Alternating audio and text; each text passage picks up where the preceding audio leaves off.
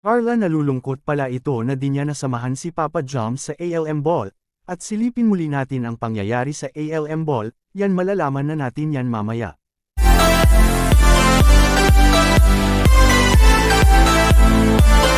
Isa namang mapalang araw sa inyong lahat mga kalingap, sana po ay lagi kayong nakasuporta sa aking ginagawang reaction video.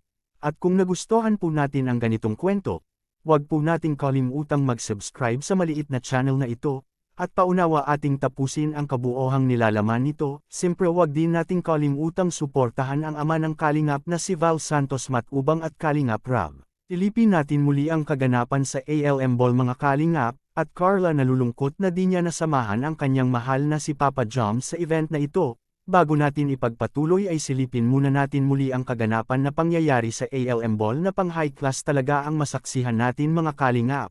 Lahat tudo handa sa kanilang masusuot nito sa pagrampada sa event, tulad na lang kay Viancy mga kalingap na iba ang Viancy ang nakikita natin sapagkat ang ganda-ganda niya talaga at ang bagay pa sa kanyang suot nito, na kahit si Kuya Edo ay napatingin na lang kay Viancy na parang di siya makapaniwala sa kanyang love team na lumabas ang kagandahan nito na parang isang Diyos sa mga kalingap. Nasa kanya talaga ang atensyon ng mga viewers at manunood sa ALM Ball sa event na iyon. Marami ang napahanga ng gusto kay Viancy sa kanilang nasaksihan sa dalaga na nag-ematcord na ito sa sarili, at ganun din ang iba na makaagaw pansin din sa mga manunood mga kalingap, dahil di rin magpapahuli ang ibang K-Angels kay Kalingap Rab na sobrang hinandaan talaga nila ito, na mapasali sa ganitong celebration sa kalingap na minsan lang mangyari sa isang taon. Kaya makita talaga natin ang kanilang kahusayan sa pag-acting nito na parang mga professional model ang nakikita ng mga viewers. Samantala Carla nalulungkot pala ito na di niya nasamahan si Papa Joms na rumampade sa event na ito mga kalingap. Naiiyak ito na makita niya si Papa Joms na mag-isa lang itong naglakad sa carpet na di siya kasama mga kalingap. Dahil sa kanyang sakit ay di siya pinayagan na tumuloy sa event sapagkat may bibinat lang ito kung sumama pa ito.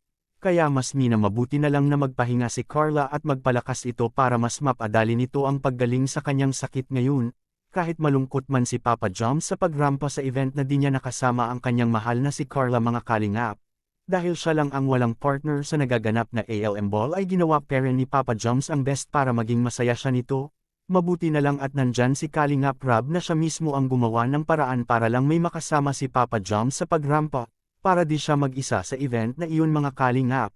Ngunit kahit may kasama man ito si Papa Joms ay pansin pa rin ito ng mga viewers ang kanyang sarili na parang may kulang ito, at parang pilit lang ito sapagkat di siya sanay mga kalingap na di niya kasama lagi si Carla lalot sa ganitong event na minsan lang talaga mangyari. Yung mga kalingap anong masasabi nyo kay Papa Joms na kulang talaga ang araw niya pag wala si Carla? Please comment and God bless us all.